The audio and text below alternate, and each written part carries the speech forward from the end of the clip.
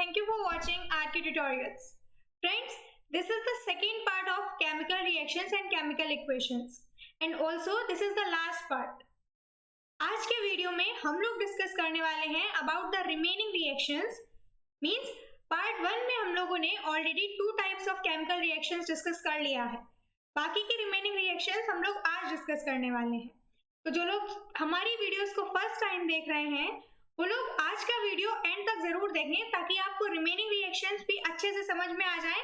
And if you want तो आपके लिए पार्ट 1 की लिंक डिस्क्रिप्शन में अवेलेबल है. Okay, so let's start with our first topic. This is displacement reaction. Okay, so guys, I hope आपको word से थोड़ा बहुत क्लियर हो रहा होगा. Means displacement reaction. Displacement means ही यही होता है कि to displace something from its place, है ना? That's why these reactions in which a more reactive element displaces a less reactive elements from its compound are called displacement reaction. Okay, so before इस reaction के बारे में discuss करने से पहले आप लोग मुझे एक चीज कमेंट सेक्शन में जरूर बताइएगा कि क्या आप लोगों ने इलेक्ट्रोकेमिकल सीरीज के बारे में पढ़ा है. अगर नहीं पढ़ा है तो मैं नेक्स्ट वीडियो में आपके लिए वो भी क्लियर कर दूंगी, क्योंकि जब आपको इलेक्ट्रोकेमिकल सीरीज क्लियर होगी तभी आपको ये पता होगा कि कौन से एलिमेंट्स मोर रिएक्टिव होते हैं और कौन से एलिमेंट्स लेस रिएक्टिव होते हैं. Okay, so those reactions in which a more reactive element displaces a less reactive element from its compound are called displacement reactions. Okay, so displacement reaction कौन सी होती हैं? वो reactions जिसमें more reactive element किसी less reactive element को displace करके उसके salt के साथ reaction कर जाता है, ऐसी reactions को हम लोग कहते हैं displacement reactions.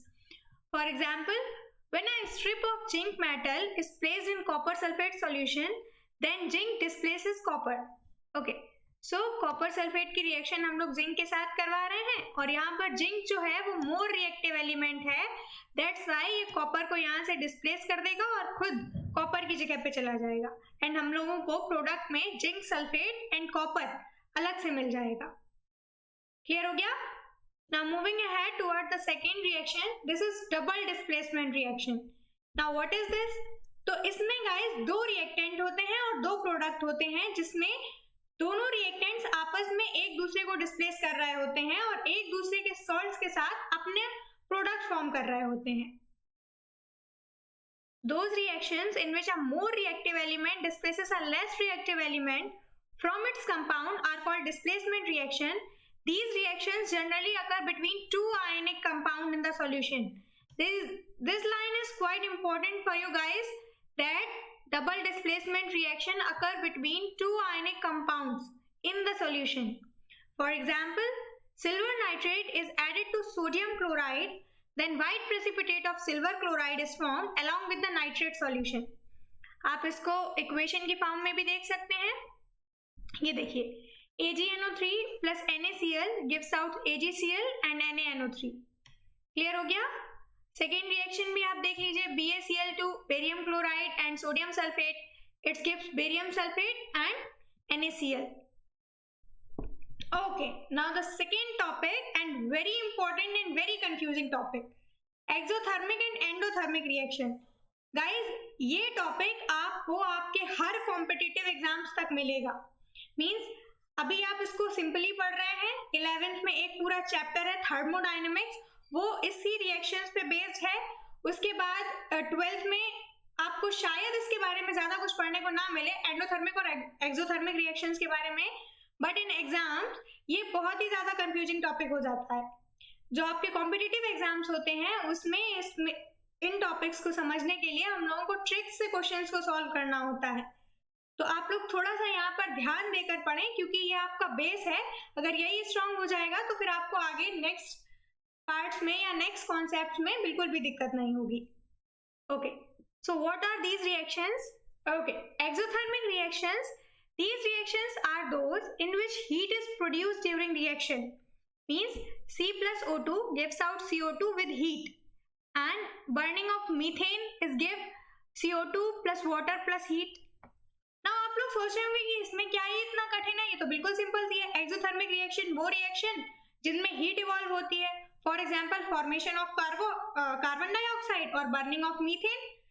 इतना ही सिंपल है, बट अगर कोई आपसे अचानक पूछ देता है कि व्हाट आर एंडोथर्मिक रिएक्शंस और व्हाट आर एक्सोथर्मिक रिएक्शंस, तो गाइस आप लोगों को 1 मिनट के लिए सोचने के लिए पड़ जाता है कि कौन सी एक्सोथर्मिक होती हैं और कौन सी एंडोथर्मिक होती हैं। तो आप लोग अपनी किसी ट्रिक से इसको याद कर लीजिएगा ताकि आप लोगों को बाद में कंफ्यूजन ना हो। Now endothermic reaction, these are those reaction in which heat is absorbed during reaction। Endothermic reaction वो रिएक्शन होती है जिनमें हीट अब्सॉर्ब होती है, मींस रिएक्शन को प्रोसीड करवाने के लिए हमें एनर्जी देनी पड़ती है in the form of heat, तभी रिएक्शन प्रोसीड होती है। ऐसी reactions generally non spontaneous reactions होती हैं। फॉर एग्जांपल KClO3 जब हम लोग हीट देते हैं then it gives out KCl and oxygen, and formation of HCl, H2 plus Cl2 in presence of sunlight gives out HCl। Now moving ahead, the very important topic oxidation and reduction। Guys basically इस concept को समझने के लिए 4 types of definitions होती हैं। यहाँ पर हम लोग जनरल एंड बेसिक डेफिनेशन के बारे में समझने वाले हैं, एंड इसके बाद ये रिएक्शंस ये डेफिनेशंस आपकी यहीं पर छूट जाएंगी और हायर क्लासेस में आप लोग इलेक्ट्रॉन ट्रांसफर से पढ़ेंगे oxidation and reduction. Electron transfer से या फिर ऑक्सीडेशन स्टेट से, यहाँ पर जनरली आप बहुत ही सिंपल डेफिनेशन के बारे में पढ़ने वाले हैं, एंड ये टॉपिक भी थोड़ा सा कंफ्यूजिंग होता है। ओके, सो जिन लोगों को भी endothermic and exothermic reactions easy लगी हैं वो लोग जरा एक बार सोच के मुझे तुरंत कमेंट सेक्शन में बताइए कि what are exothermic reaction, means इनमें हीट इवॉल्व होती है या फिर हीट एब्जॉर्ब होती है। ओके, सो तब तक हम लोग ऑक्सीडेशन एंड रिडक्शन रिएक्शन के बारे में डिस्कस कर लेते हैं। So first we are going on to discuss about oxidation reactions. The addition of oxygen to a substance is called oxidation, और the removal of hydrogen from a substance is called reduction.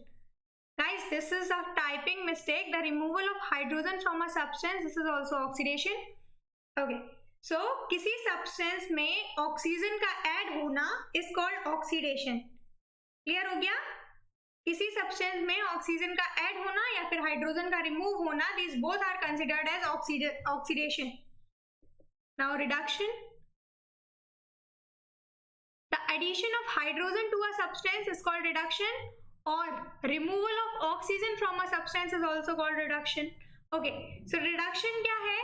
किसी substance पे hydrogen का add होना या फिर oxygen का remove होना, this is considered as reduction. Clear हो गया? Now moving ahead, redox reactions.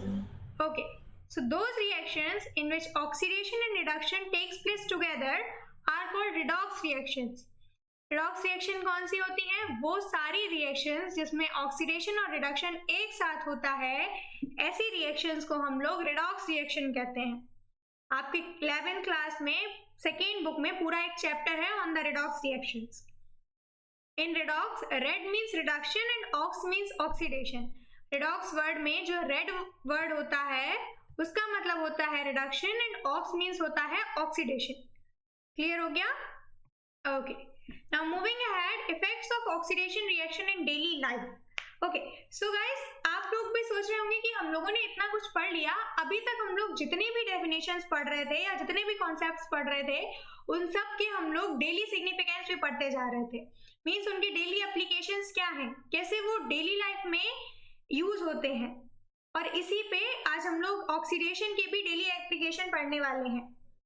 Okay, so oxidation has damaging effects on metals as well as on food. The damaging effect of oxidation on metal is studied as corrosion, and that of on food is studied as rancidity. Okay, so oxidation के बहुत ही ज़्यादा damaging effect होते हैं, whether it is on metals or whether it is on food. जो food पे हम लोगों का oxidation होता है उसको हम लोग पढ़ते हैं corrosion, और जो food पर होता है उसको हम लोग पढ़ते हैं रेंसिडिटी। क्लियर हो गया? तो पहले हम लोग पढ़ने वाले हैं अबाउट कोरोजन और उसके बाद अबाउट रेंसिडिटी, और इसी के साथ साथ हम लोग प्रोटेक्शन के बारे में भी पढ़ने वाले हैं कि कैसे कोरोजन से मेटल्स को सेव किया जाए और कैसे रेंसिडिटी को बचाया जाए फ्रॉम ऑक्सीडेशन। ओके, फूड को बचाया जाए from oxidation. Okay, so corrosion, it is the process in which metals are eaten up gradually by the action of air, moisture or a chemical. It is caused mainly by the oxidation of metals by the oxygen of air. Okay, so corrosion क्या है? Corrosion is the process in which the metal is generally eaten up by the air or moisture or chemical. Corrosion वो process है जिसमें जो हमारा metal होता है वो gradually ईटन अप होता है. ईटन अप का मतलब डिस्ट्रॉय होता जाता है by the action of air. Air में मॉइस्चर भी प्रेजेंट होता है और ऑक्सीजन भी प्रेजेंट होती है.